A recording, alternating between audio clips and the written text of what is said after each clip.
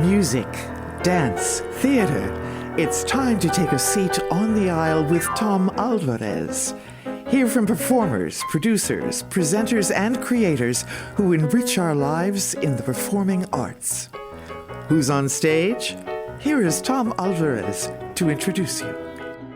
Hello, and welcome to On the Aisle with yours truly, Tom Alvarez. My guest on today's episode is guitarist, lead vocalist, and principal songwriter, Reverend Peyton, leader of the Reverend Peyton's Big Damn Band, a three-piece country blues group. Join me now as I go on the aisle in a conversation with the Rev. Control her, suit her, control rain. I would rather wrestle with a coming train. Less a man might be drove insane, but I'm man enough. I don't want her tame. Honeysuckle on my vine. Trouble, trouble, but it's all mine. Honeysuckle on my vine. Trouble, trouble, but it's all mine. You're listening to Honeysuckle from Reverend Peyton's Big Damn Band's album, also titled Honeysuckle. Thank you so much for being on, Reverend Peyton. I looked at your Wikipedia, looked at your bio. I like to do my research, of course. Is there a reason why I don't see your real name anywhere? Is that by? My mom calls me Rev. You know, Yeah. I've always been called that since I was a teenager. Is that right? Okay, Yeah.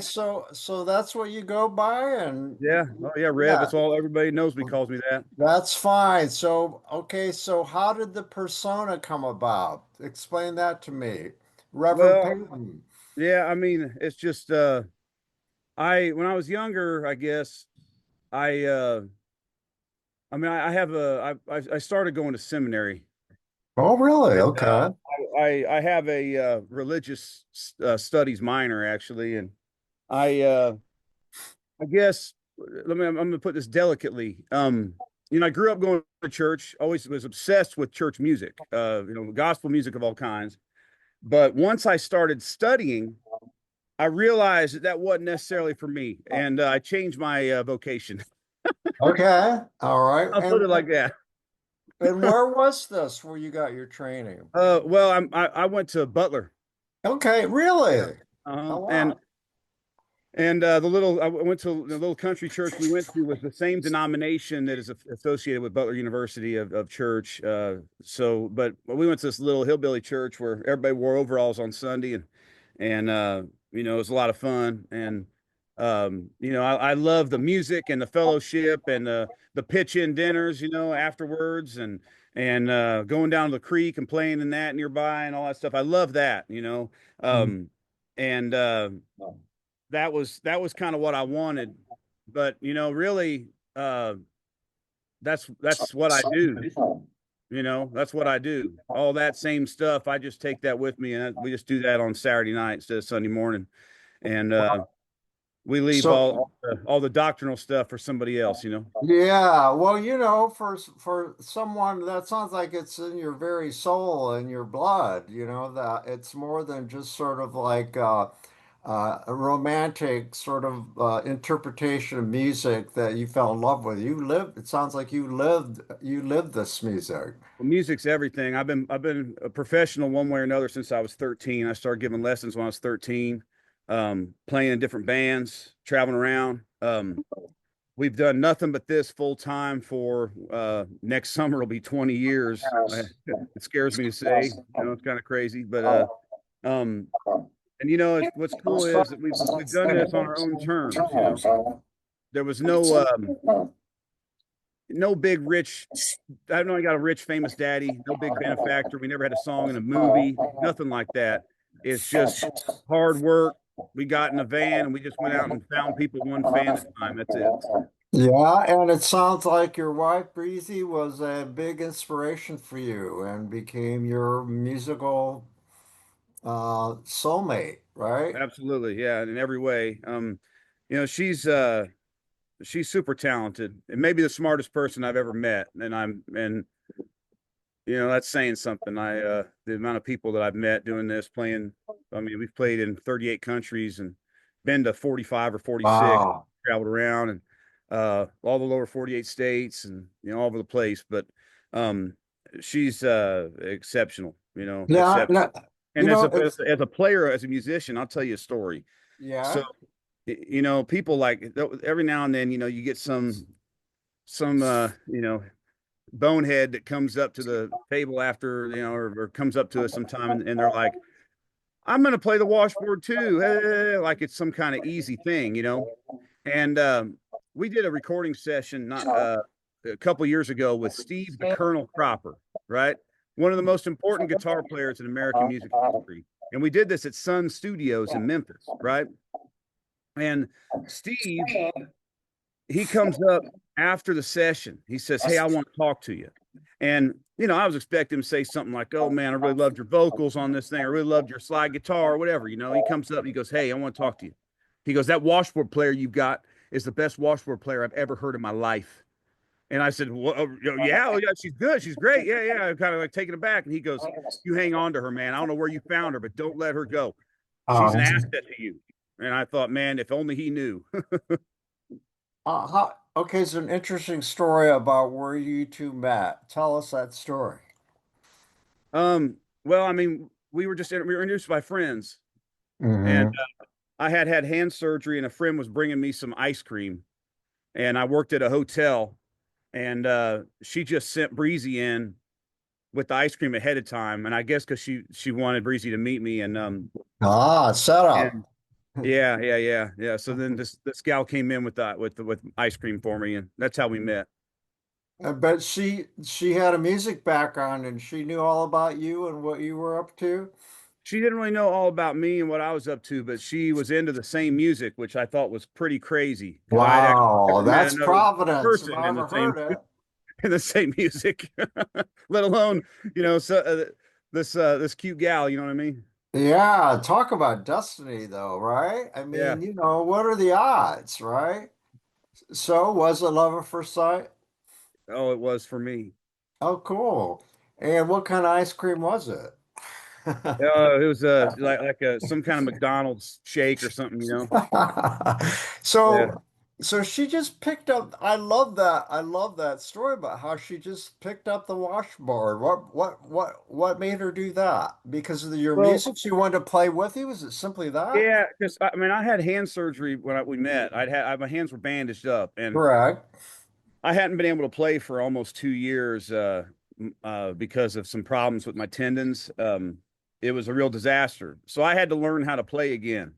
Despite the fact that I was 19 at the time. So despite the fact that I had been doing this my whole life. So at 19, I mean, I'd been playing since I was 12. I mean, half my life at that point, I had been a guitar player, and for most of that, I had been a professional. I had students, I had different kinds of gigs I was doing, and I had to give all that up. And when I finally found someone that could help me and I did surgery, I got back to playing, but I had to relearn everything. And Breezy helped me through that. And so we kind of just relearned together in a way. That is the stuff of movies, you And know. her grandma played the washboard a little bit too, I believe. Okay. So So it's a little bit of a family thing. that's a unique part of your story. The instruments that you and Breezy and your drummer, they all Uh-huh. have unique instruments. Tell our listeners who aren't familiar with your music about those particular instruments. Well, I mean, I play fingerstyle guitar. It's in the old like rural blues tradition, and lots of slide, fingerstyle slide. There's not a whole lot of fingerstyle slide guitar that people do anymore. That's a rare art, and different than other styles of slide guitar you hear. Um, the drums is pretty standard drums, I'd say, but we incorporate other things too, other percussion stuff to keep it interesting. And Breezy plays washboard and drums. Um, Washboard is an interesting instrument because it's in like this American tradition of using things that aren't actually instruments. Yep. as instruments. Mm-hmm. So I mean, the washboard was designed to wash clothes, and for hundreds of years, and even now today, the washboard is for washing clothes. They still sell them at the hardware store for people like different homesteaders and Amish to use for clothes. And so it's not really an instrument, but it is magical as an instrument. Did it come from players in like Appalachia or the South in general, or where? Can you pinpoint it? Well, I don't think that anyone knows. I think it kind of happened in several places at once, as kind of like people traveled on freight trains or playing around itinerantly, and it spread like wildfire because it worked so well. So you had this jug band thing that happened really before recorded music, and it's kind of born from that. Yeah. And so in the jug band tradition, you played a jug as your bass, and your washboard was your rhythm, and there was maybe a wash tub bass as part of that. So people had all these homemade instruments that weren't exactly for that. Now, is it fact that you actually sell Washburns at your along with your CDs and stuff at tables at your concerts? Yeah, absolutely. Yeah, we have. That's cool. Yeah, we don't just sell washboards though. We sell Breezy's washboard that she played that night. Should you want okay, gotcha. Yeah. Gotcha. So that washboard is it can be yours if you come out to the show, and we all sign it, and it's a pretty cool thing. It's not very often you could take home the instrument of the person that you watch play. Yeah.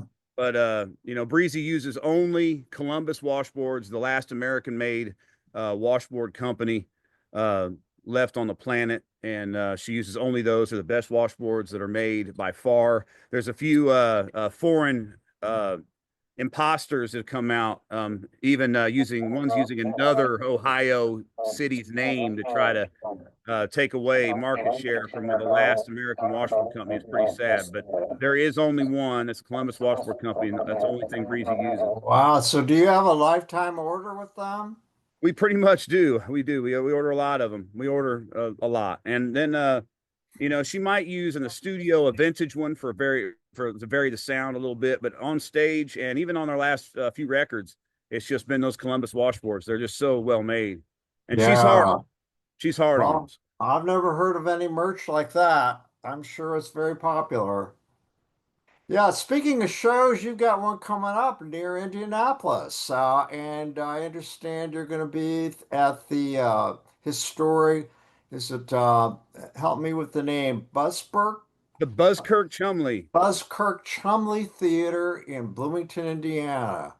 That's How right. cool is that? It's kind of a homecoming, isn't it? It is. Yeah, it's a big show for us. We always look forward to coming back and playing. The Buzzkirk is a magical place. It's they really take care of us. It's a place where you can really do an awesome show. I mean, so many great artists have played there through the years, all over the world. It's pretty amazing spot, and that square in Bloomington is like one of the coolest small town squares left in America. You got that right. You got that right. That's for sure.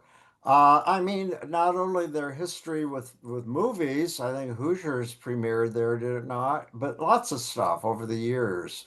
Yeah. And also they do theater there now too through Constellation. Are you familiar with those folks?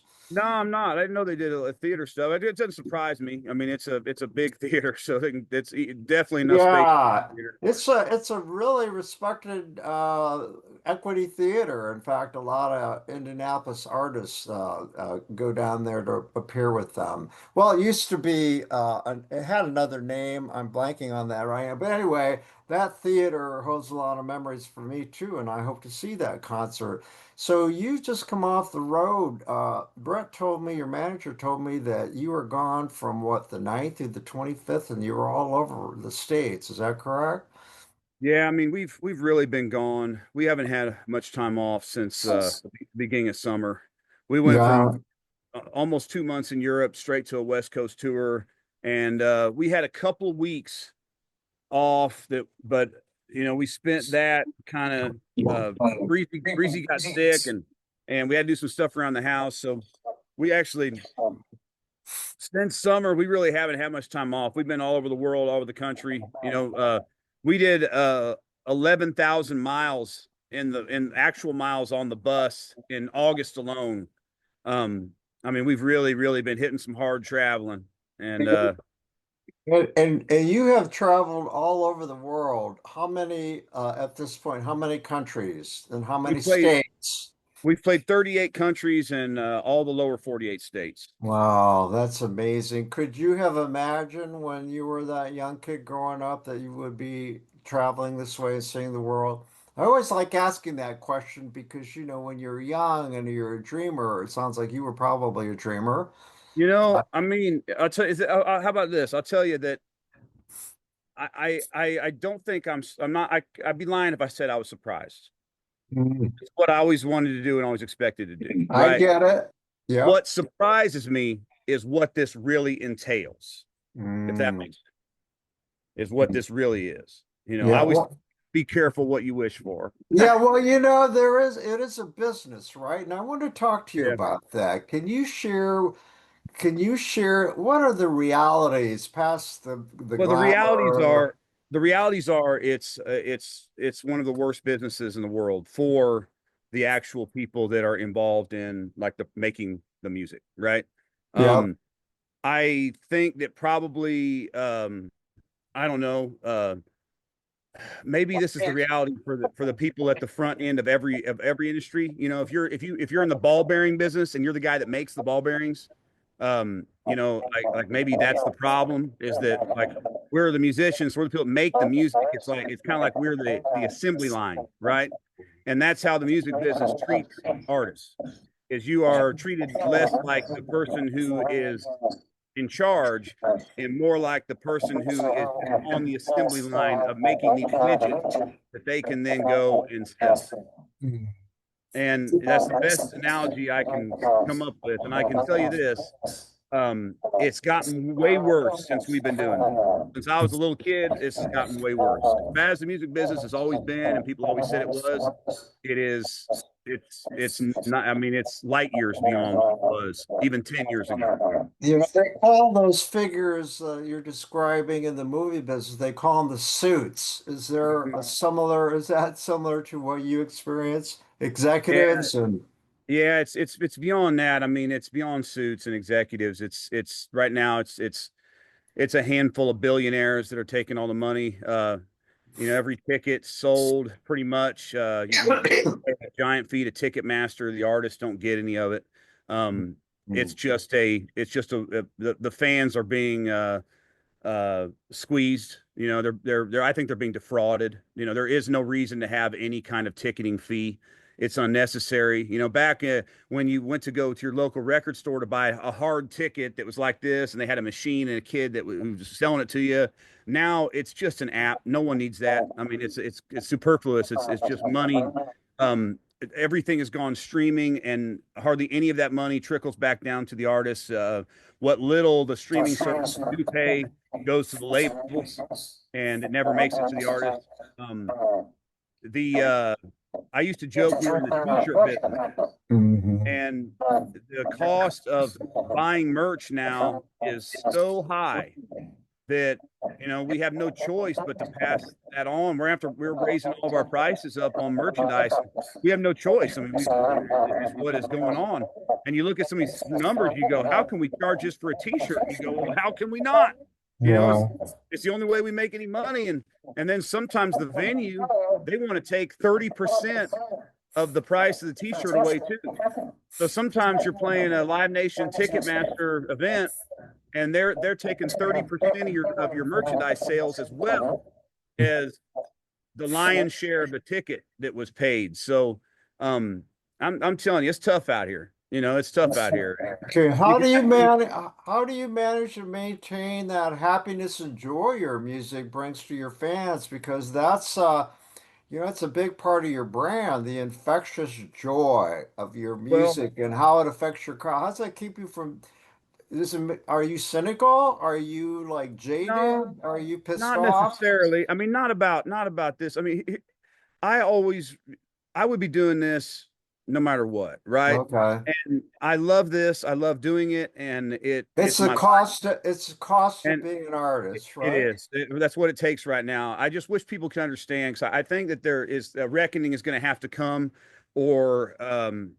music as we know it is going to crash. And uh, I don't know what that's going to look like or what it's going to entail or who's going to bring it about because even people like, I mean, I'm not calling her out, but even someone like Taylor Swift probably has trouble because there are probably no venues available to her that aren't Live Nation Ticketmaster venues. Right. So she can't go to another say, hey, I'm not going to play your venues because if she said that, she just couldn't play.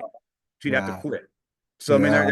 that's where we're at. There's no competition at certain levels, and luckily at our level there still is, but um, even then, some of them may not be a Live Nation venue, but they are a Ticketmaster venue. Mhm. So I mean, it's tough. It's tough out here right now. There is no there's not a competition, and that's the problem, and we're all sort of underneath the same umbrella.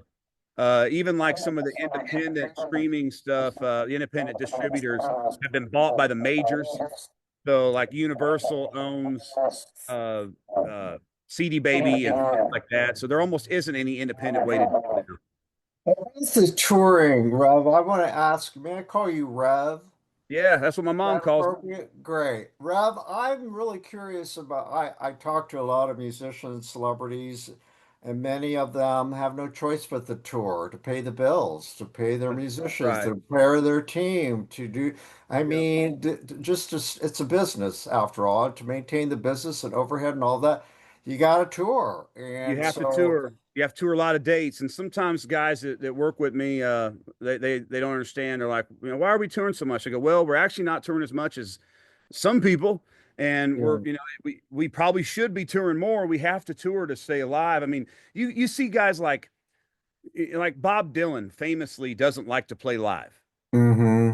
and he's out doing tours at his age.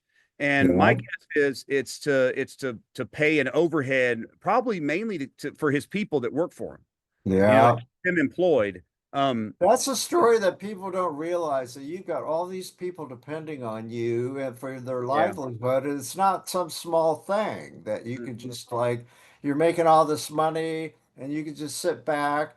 That's not a reality either, is it? So No, that's no. And again, also too, I don't want to like there's times when I love being home. I mean, here we are in beautiful Brown County. yeah. I love it. I love being home, but also I love being on the road. So like Yeah, I've I was never going been to one to ask you complain that. that Well, about that. I tell mean, me about sometimes life in a suitcase. I've always been fascinated about that. Do you like hotels? Do you like to eat out? Do you like to yeah, visit we're, a we're we're hotel? on the bus, we're at hotels, we're traveling around, we're flying, we're doing whatever it takes, and I personally love that. And I'll tell you, Great.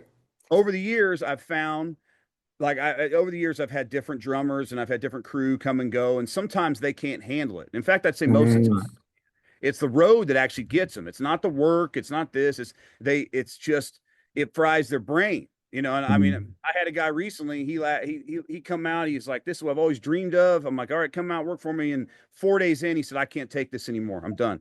And it made me laugh because I could just see it in his eyes. When I Well, was younger, I thought that was like I'll be honest. I thought there's something wrong with them, right? I'm like, oh, yeah. they're soft. There's something wrong with these people. But now I know that it's probably the opposite. There's something wrong with me. Yeah. Well, but They're the normal one. look at it this way. Doesn't that have a lot to do with people miss their families and they miss their wives or girlfriends or vice versa? And you've got your wife with you, so right? Maybe, yeah, maybe. Okay. I think there's a little bit of that too. Some of that, but you know, I've had a lot of people out here with no significant other that fell apart just as bad.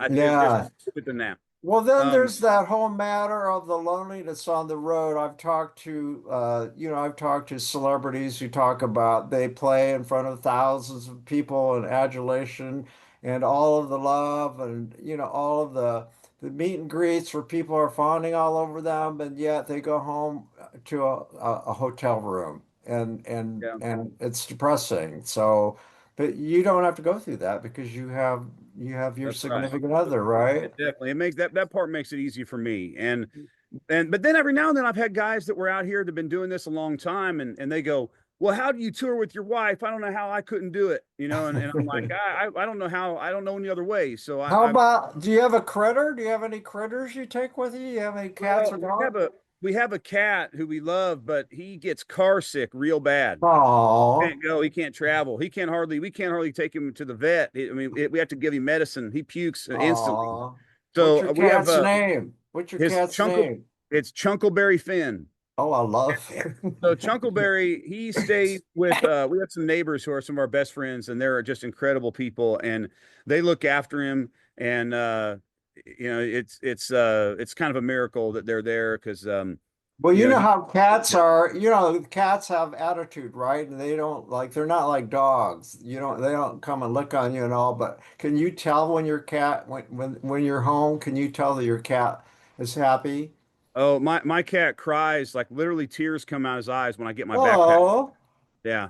And that's, he loves being around us. Like he's not one of these cats that runs and hides when people come. He wants to be held. He wants to sit in your lap. He wants to be around yeah. people constantly. And he understands at least 24, 25 words. Really? Communicate. Yeah. To Does I he like if I like your, say, hey, does he like your music? so if he can handle acoustic music, he puts up with it. Electric music, he's not a fan of amplifiers. And Yeah. he hates the harmonica. There's no he hates the harmonica. Harmonica to him is an Oh. offense. Like he considers that to be a personal affront.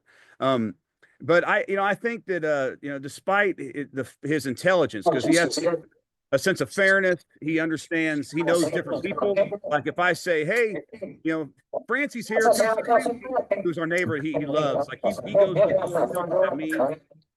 If I say, hey, it's time to sleep, let's go to sleep, he goes and gets in the bed and waits on me. I mean, I he's love really that. intelligent. But I don't think that his brain processes music, and like to him I think it's just noise. Like I don't think he hears Yeah. the organized sound. Like to him I think it almost just sounds like the things are screaming, you know what I mean?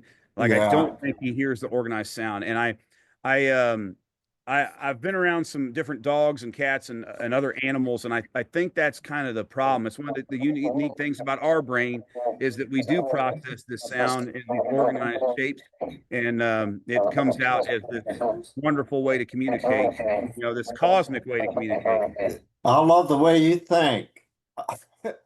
I'm going to pivot in a real weird way. We're going to go around the world. Okay, so share some of your most memorable experiences in other country. And by the way, before we get there though, tell me, why does country blues resonate all over the world? What is it? It's kind of like people love that West Virginia song, right?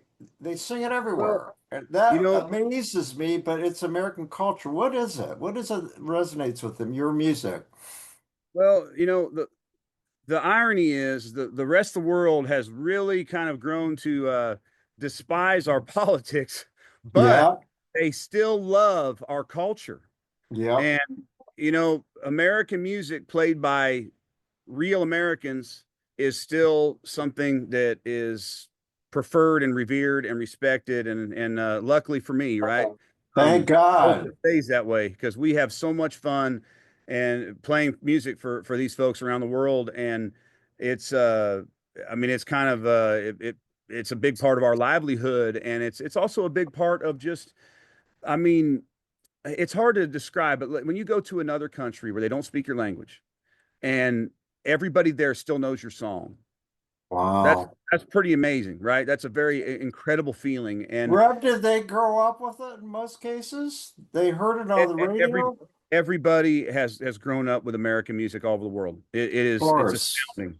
It's And astounding. TV and movies And and TV everything and else. movies. And Yeah. we take music for granted here because it's everywhere. Like when we go to the store, there's music playing. We've seen music at church when we're kids. The first thing you hear growing up is your mom singing to you.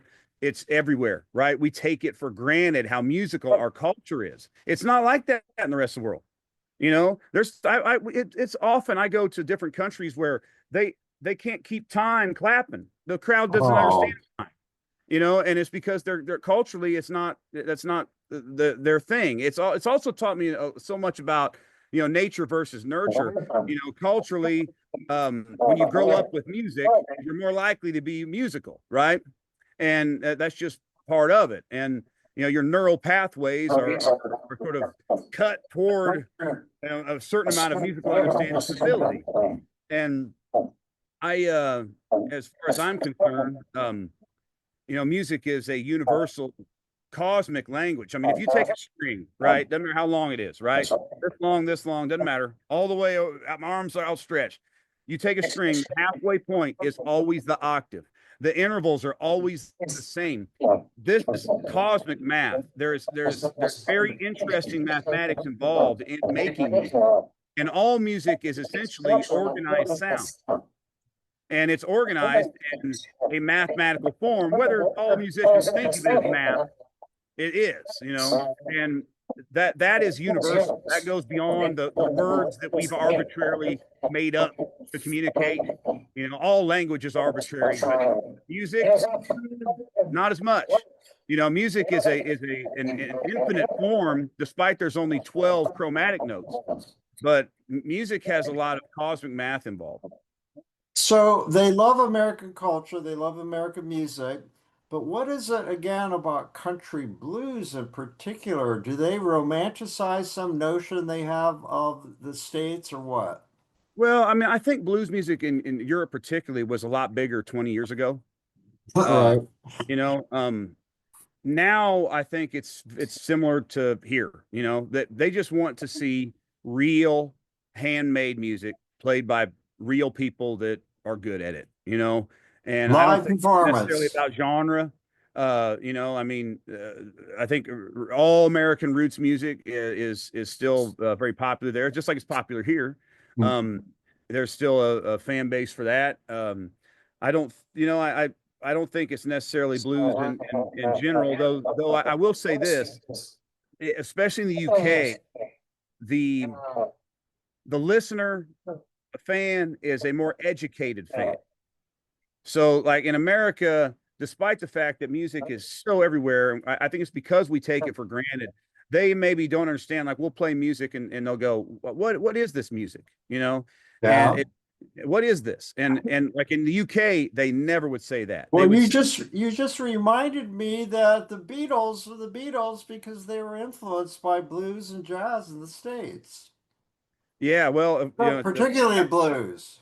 yeah, I mean, all the entire British invasion was basically Sure. influenced by blues. So, we were inundated by blues. But when when you have your average fan, like a UK fan, is great. It's a lot less likely to come up to me and ask what kind of music it is, or what my influences were. They know, they're like, "Oh, I can hear you listen to Charlie Patton and R.L. Burnside. That's very cool. I love your stuff." That's But in cool. America, they might go, this isn't, is this some kind of bluegrass? I'm like, no, it's not bluegrass. I don't play bluegrass. I play Yeah. blues, but it's just the way it is.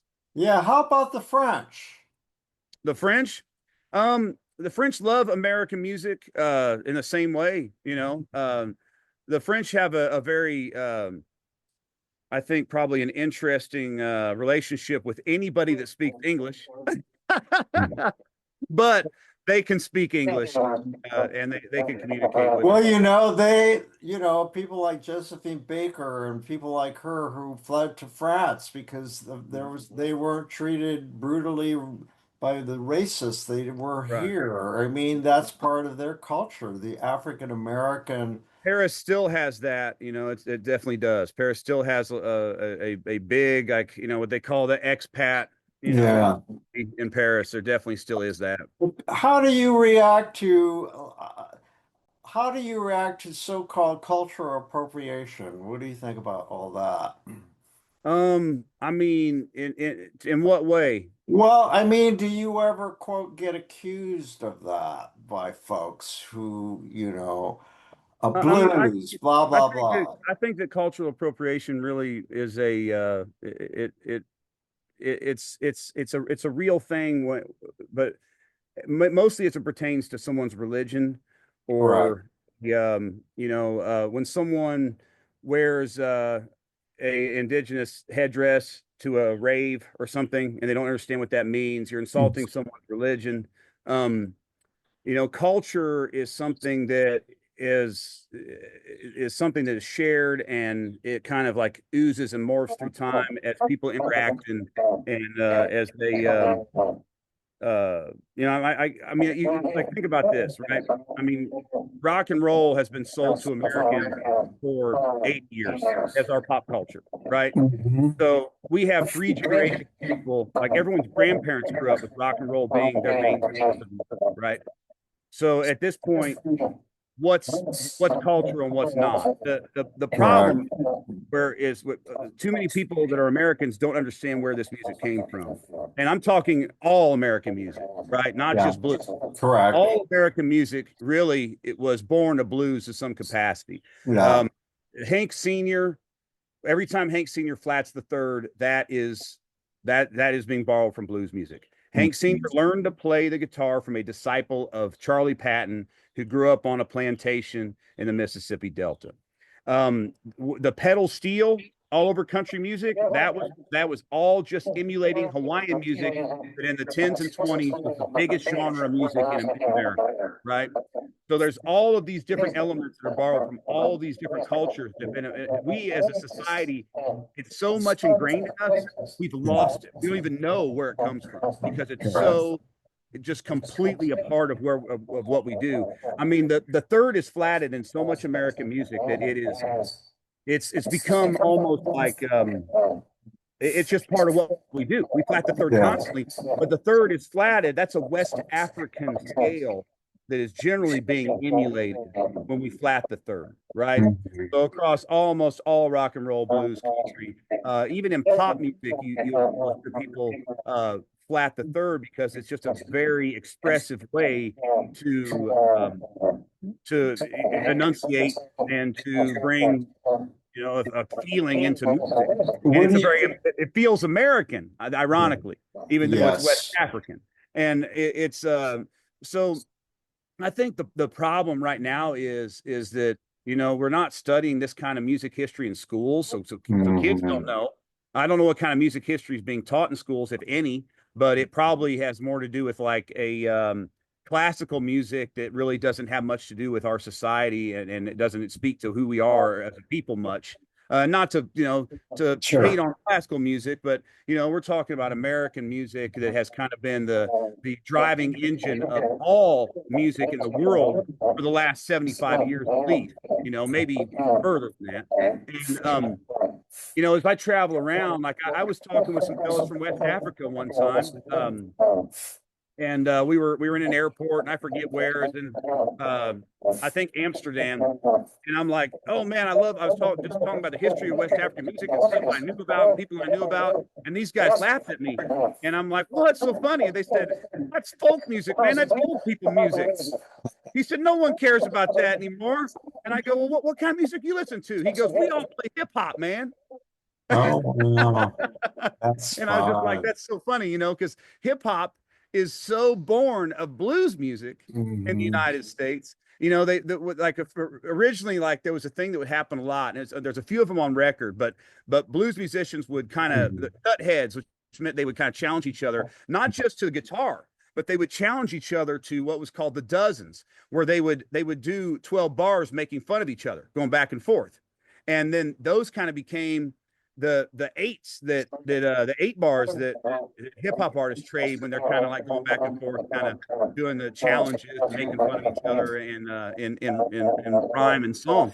So I mean, so much of this stuff is historical, right? So here's these guys in West Africa, like they grew up in a culture that their ancestral culture made its way to America by force, made its way to America. It influenced an entire nation, and then was sent back to them in a different way and influencing their music today. Like that's fascinating to me, right? It's like meta. It's a meta. It is, and I mean, we have a global world now. We have, I mean, that's there's some people that don't like that, but the cat's out of the bag. We can communicate with each other on the internet and I mean, there's no stopping that, You, right? you remember the old term global village? We truly are, but America has lost sight of, the fact that we were a melting pot. We still are. There aren't others. We're all It's part of the same it's silly to thing. think any of this can be put back in the bottle. The genie was let out years ago.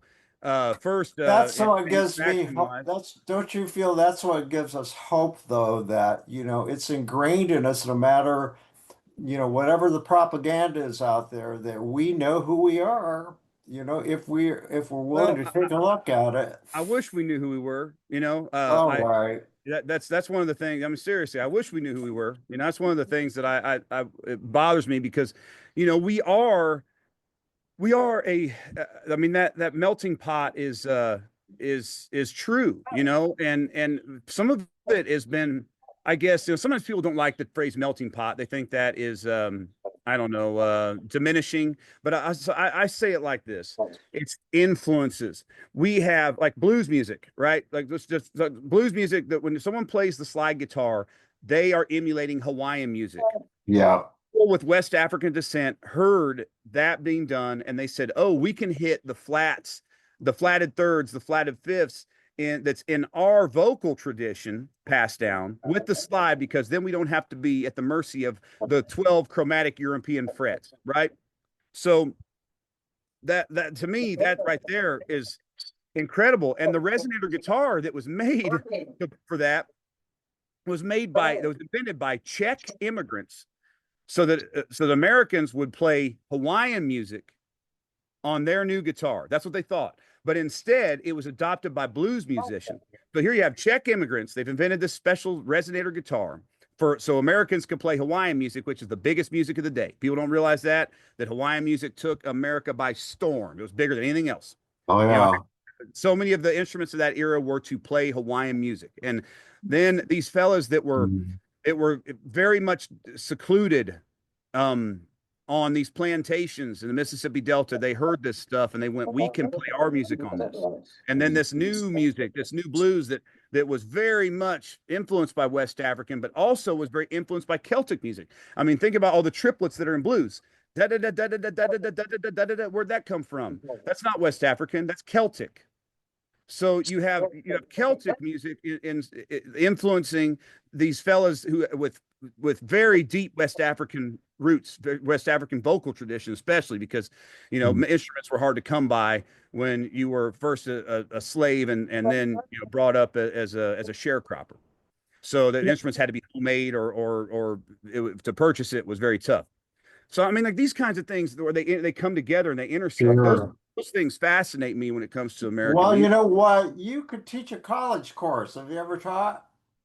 Not You'd really. be good at it. I Every now mean, and then I do these just guitar sitting here workshops. listening to you, I mean, the way you connected all together in such a clear, concise manner. I'm Mexican American, and of late I've been involved in some projects where I'm trying to remind people that, for instance, Latino music is part of our American culture.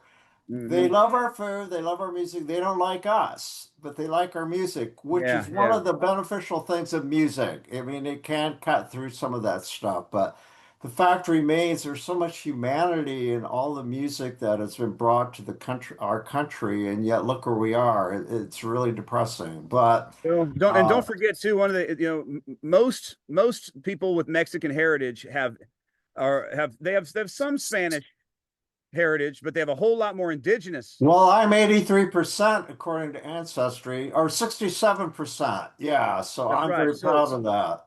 So you are mostly indigenous. So Yeah. the it Aztec actually. So, so but it's yeah. tough to be an immigrant in a place where you are indigenous to that area. Oh, really? Well, what are your roots? What are your Me, roots? well, so it's on my dad's side, it's interesting. I can trace it back 1,000 years, and Wow. the Normans.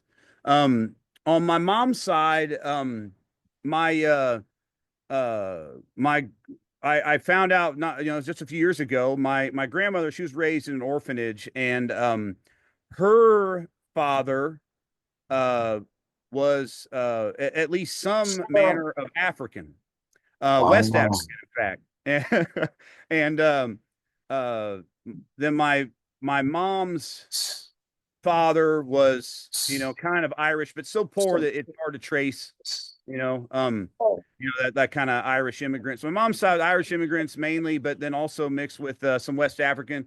And I think you can kind of see it in my nose. Yeah. And my dark Wow. hair.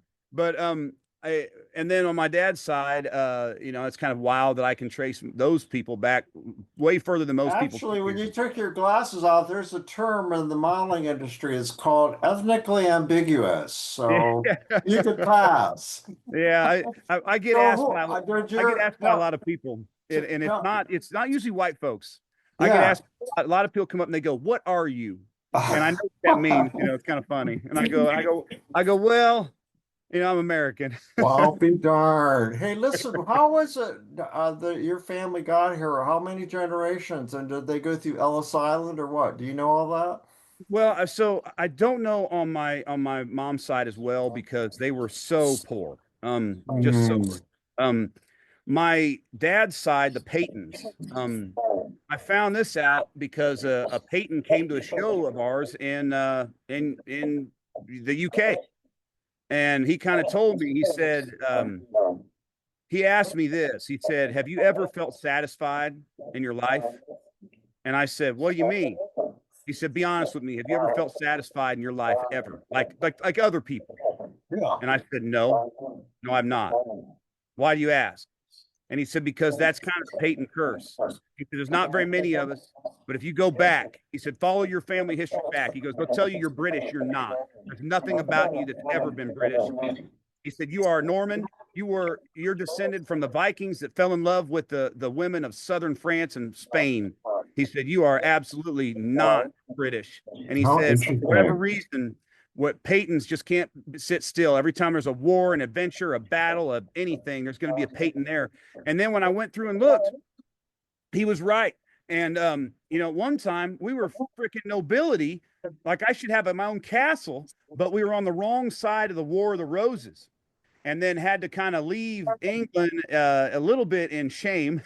So we ended up in Virginia, and some of the family went south. My family actually crossed with the Cumberland Gap and Daniel Boone and Squire Boone.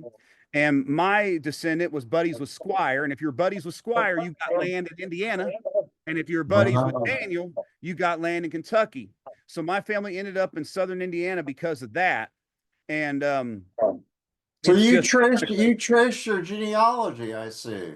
it's easy to do. I mean, I Well, can because at one time my direct line was such nobility on my dad's side that I can actually look up their wills, like 1350 on the internet.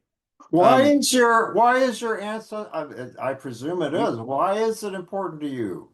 well, it never was, to be honest with you. I always figured it Okay. was just like we were just broke, just the same, like, broke immigrants that came here because we couldn't do anything else You or use the whatever. term hillbilly with a lot of affection, I could tell. Yeah, well, so the funny thing is, I wondered. I said, how did we go from literally being like having family that were in the house of lords? I mean, if you go back through, I have a piece of paper that's only about the size of a like a regular piece of paper that has my male line on my dad's side all the way back to the first person named Peyton. And I was like, how do we go from that to this, where we carved out this life? Because my great granddad, he wrote a book with the help of a friend. He was illiterate, but he wrote a book about how they carved out their stay here in southern Indiana with an axe. He had no money. These people were Wow. completely destitute. And it was because they were on the wrong side of one war. They were on the right side of a few other wars and on the wrong side of one. And that one wrong side of the one, they ended up broke. And they had to come over here kind of almost in exile, right? And they had to Yeah. carve it out. So they were I don't want to say outcasts, but they were more like exile. And they ended up here, and I'm here, and it's kind of interesting, that despite the fact that I grew up this rural Indiana guy, down here in southern Indiana. I can trace my family back to people that literally were corresponding with the King of England. Wow. can read some of the And correspondence. so your people actually cut down trees and cleared the land and were settlers. Absolutely, they were That's so settlers, cool. Well, and you that's know what? definitely that music is definitely in your blood, you know? Yep. And I had a buddy that he used to always say, we used to always talk about like you know, my obsession with West African music, and when I found that out about my mom's side, about how I actually do have West African in my ancestry. I wondered if maybe there was some maybe that had something to do with it too. I don't know. I'm not sure about the nature or nurture. I think that what you're exposed to maybe is even more important, but there is some kind of weird connection that you have to your ancestral line. You can't help it. Okay, so another pivot. I want to talk to you about your artistic, your creative process.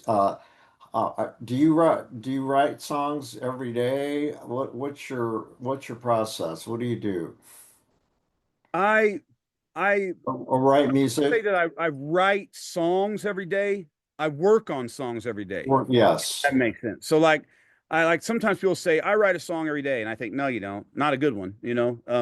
No one does. I formulate ideas, and I just jot down ideas, melody lines, phrases, choruses, chord progressions, riffs, licks. Like and then I eventually put those into a focused song. And what inspires you, Rev? What inspires you? Man, everything.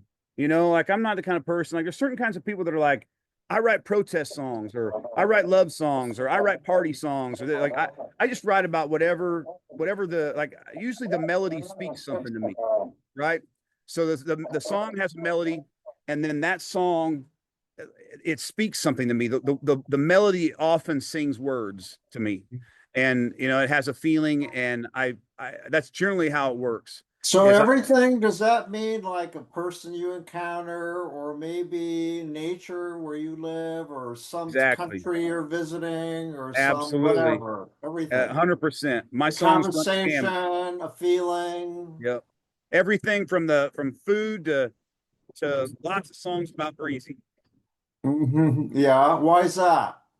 Drinking Oh, I song. mean, I I think it's obvious. Yeah. You like to party? Me, I guess depends on what kind of party it is. I like to fish. Oh, you do? Yeah, I love Fishing fishing. inspire you? Where Yeah, where but do you fish down there? well, I fish a lot Oh my right there. God. That is idyllic. What is that? Is that a creek? Is that a creek or a river? A It's a creek. it's a lake, big lake. Oh, wow. And so I fish a lot right there, and I fish you know the I fish all over rivers, and but I travel with fishing gear, so I fish Are all over. you do you hunt as well? Not much. I grew No. up hunting. I don't do as much hunting anymore. Yeah.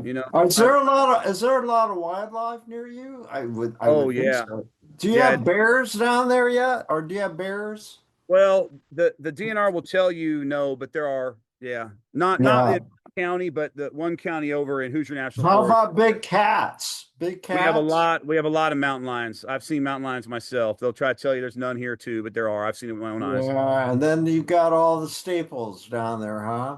Oh yeah, yeah. It's there's more deer down here than any other place I've ever seen in my Would life, you and consider where you live, you and Breezy, would you consider that your dream house? it is probably. I mean, I can't never imagine I have a house this nice. I lucked into it. We live Hmm. a lot better than we can afford. We got really Is lucky. is it secluded? It's fairly secluded. I mean, it's a private lake. You know, that's the dream of a lot of artists to have a place like that where you can go and recharge and refresh and I lived in an 1850s cabin in the woods for 20 years, and oh we my just recently goodness. moved here. And I always wanted to live on a lake. I kind of miss having the just like the woods to do whatever we wanted, but we're really close to Hoosier National Forest, so we can, if we need to do some crazy stuff out there, we can. You know, I'm also very interested in the whole concept, and when I talk to people of your talent and caliber, I'm always interested in, we talked about the business. The other dark side of show business is the fame and fortune battle or struggle. Mhm. What are your thoughts about fame and fortune and how that can be a plus and a minus in your life? Well, I mean, I don't know what it's like to be famous, but I always say I'm well known in some circles. So like, certain places I go, but I run into people that know who I am, and I run into fans in the street. I mean, I've had people come up to me in Austria and say they're fans in different places all over the world. Belgium, Austria. Been on the street in New Zealand, have fans come up and Does that if ever get old? Does that ever get no, old? No? no, to me, it always Oh, just feels like I have a friend, like yeah. I have friends everywhere. And it's come in handy so many times where, you know, I, we've run into some kind of trouble somewhere and there's someone that knows us and that helps us get out of trouble. And so that never gets old to me at all. Billy Gibbons said to me one time, he said, only be worried when it stops happening, Rev, when it stops happening. So, that's how I feel about it. And as far as fortune, I'm still waiting for that. I don't have that yet. But actually, it's kind of funny. The head of security for Warped Tour when we did that years ago, he was also head of security for Lady Gaga, and he told me that artists in our position are in the most dangerous position because he said you have you're famous enough to where you can have fans and stalkers and problems, but you don't have any money to have security or anything like that. So he said it's actually the most, from a security standpoint, we live in the most dangerous realm, and I think that's probably true. We've had to do a lot of stuff over the years to try to uh get rid of stalkers. It's one of the reasons why we moved. Really? What is that like, Rev, to It's have frightening. someone It's frightening obsessed because like that? it's not based on someone's reality, and you can't reason with someone that is not in their right mind. You know what I mean? Mhm. So, what is your message to young musicians, young artists who want to be where you are? What do you advise them? For me, that question is prominent because I support and advocate emerging artists. That's my Mhm. thing as a Yeah. journalist. And I want to know what your take is. Well, there is no guarantee on anything, right? So this is what you got to do, right? I mean, I have known so many artists that I thought were going to be huge, and they ended up destitute. But then I've known some that I thought were going to be huge, and they end up huge, right? So it's possible. It's just hard because there's so many things. It's subjective, right? I mean, what one person thinks is wonderful music, another person thinks is terrible, right? I mean, most of your top 40 stuff I find unlistenable, but obviously some people like it because it's the huge, right? So it means music's subjective. So it means that at the end of the day, you absolutely have to be making music for yourself. And that's where true art comes from anyway. And you make music for yourself, and then you hope to find those people out there that also see it like you. And you may find 10 or you may find 10 million. But if you are making music for yourself as just to please yourself, almost like a gift to the universe, right? Then that is the way, it's the only way, right? It's the only way. I heard an artist say to me one time, I can't remember who it was, but it was so profound in its simplicity. You know, artist, you know, it's like a bodily function. I have to do it every day or I'm depressed. Is that Hmm. you? Yeah, I'd say that's true. I'd say Yeah. that's true. And it's a compulsion. I have, whatever kind of I don't know, neurological problem that has made me be I think it's called a gift, right? it's left me be obsessed with this to the point. Like I always tell people that if I wasn't doing this professionally, it would definitely have been a wasted youth. I spent so much Yeah. time with these What do you guitars. think you would be doing if you weren't doing this? What do you think? I don't know. When I was 6 years old, my mom has this recording of me. She asked me what I wanted to be when I grew up, and I said I want to be a professional fisherman. I Maybe love that. it. Maybe I'd fall back on that. I love that. Hey, tell me, let's talk again about your upcoming date in Bloomington, the dates and tickets and all that, where people can find them and whatever. Yeah, let's see. Let's make sure I got the date right. Let's ask the internet. So let's see. It's gonna be Saturday, November the 8th at the Buskirk Chumley Theater. A night only. One night only, Bloomington, Indiana. Very special show. Um, we have some pretty awesome special guests. It's definitely going to be worth y'all's time. Yeah. And are you do you have anything coming up for release? Well, our new record is currently on the ballot for a Grammy, so I don't know if it's No going to make kidding. it. I didn't realize that. Yeah, so like how it works is like the committees sort of put like people submit from all over the world, and then they whittle it down to like 3 dozen, and then that goes to the Recording Academy voters, and they vote, and then the top 5 or 6 become Grammy nominated. So we're in that process before. So if we're in the top 5 or 6, then we become Grammy nominated, and then there's another vote to see of those which gets the Grammy. Mm-hmm. So So we're in the how do pre-process. how do you feel about being in that league? Well, I mean, it's cool. We've had like 2 other albums make it that far before.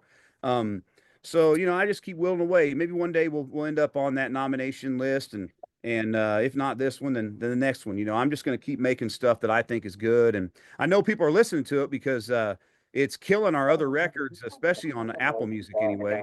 And Sirius XM keeps playing the heck out of it. Every time I turn on Sirius XM, they're playing our song on Bluesville. It's really cool. Yeah. Hey, do you do meet and greets after your shows? Yeah, sometimes, absolutely. Yeah. Yeah, Yeah, will you be doing in Bloomington? I'd love to meet you. that'd be great to meet up.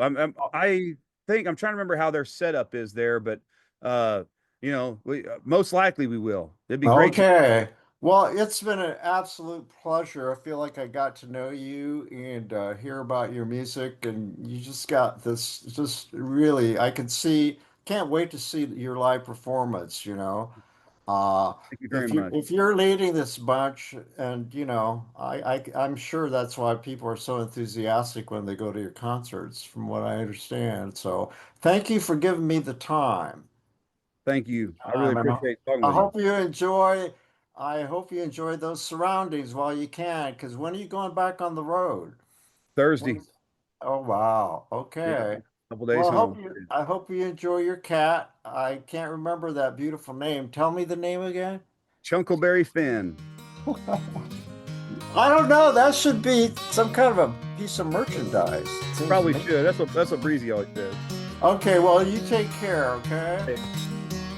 Let's close the show now with Neil, or Prison Cell Blues, from the album Honeysuckle by Reverend Peyton's Big Damn Band. Getting tired of sleeping in this low down lonesome cell. But I would not be here if it had not been for Nell.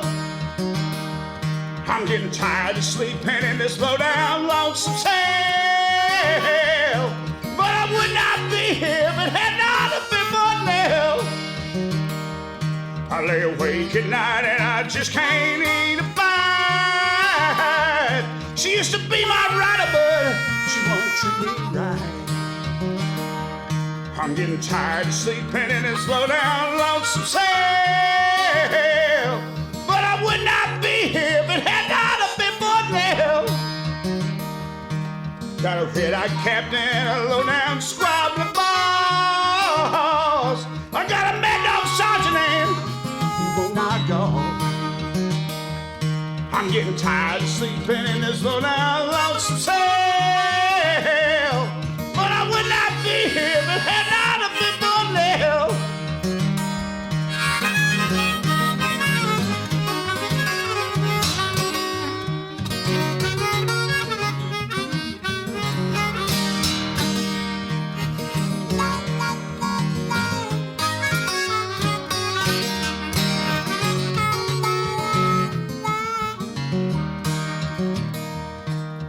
Asked the governor to knock some days off my time. On the way I'm treated, oh, I'm gonna lose my mind. And I ride the gun and say, won't you turn me loose? Oh, no, never had no. What's the use? I'm getting tired of sleeping in this roadhouse lonesome cell. But I would not be here if it had not have been for nails. No, I would not be here if it had not have been for nails. No, I would not be here if it had not have been for nails. Oh, I would not be here if it had not have been for nails. Our thanks go out to our media sponsor, Urban Times. Urban Times is a monthly news magazine which serves as the official newsletter for 15 Indianapolis neighborhoods, offering news about development, arts and entertainment, and from the business community. Thank you for joining me on the aisle. Please subscribe to my podcast, and if you want to hear previous episodes, find them on the All Indiana Podcast Network, or listen to them wherever you get your podcasts. This is Tom Alvarez. Who will take center stage on the podcast next? Your seat on the aisle with Tom Alvarez awaits. Follow Tom on Facebook, Instagram, Twitter, and TikTok, and make sure to visit tomalvarez.studio. Watch Tom every other Thursday on Lifestyle Live on Wish TV, and make sure to listen every week here on the All Indiana Podcast Network.